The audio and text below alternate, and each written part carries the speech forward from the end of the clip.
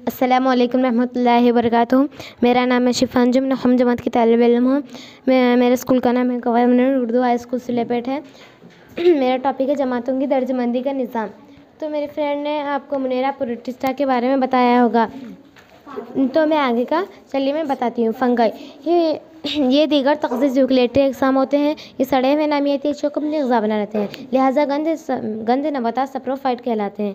ये सड़े हुए सब्ज़ी को अपनी ग़िज़ा बना लेते हैं। आप देख सकते हैं कि सड़ी हुई सब्ज़ी है, इसको अपनी ग़िज़ा बना लेते हैं। इनकी खुलियाती दीवार सख्त पेचीदा शुगर काटन की बनी हुई होती है। उनकी खुलियाती दीवार सख्त होती है और पेचीदा होती है।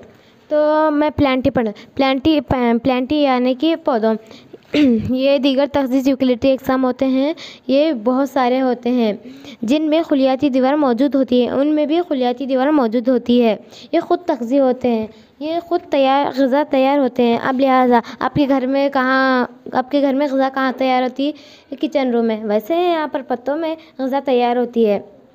ये तमाम पौधे दर्जबंदी में शामिल है।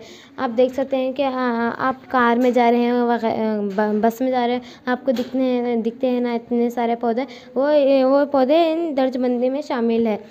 एनिमिलिया मतलब जानदार। ये दीगर तग़ज़िज़ यूकेलिप्टस अक़साम होते हैं। ये दीगर मतलब बहुत सारे होते हैं जिनमें खुलियाती दीवार मौजूद नहीं होती। उनमें खुलियाती दीवार मौजूद नहीं होती क्योंकि वो बच्चे पैदा करने और दूध पिलाने जानवर होते हैं, इसलिए उनमें खुलियाती दीवार मौजूद नहीं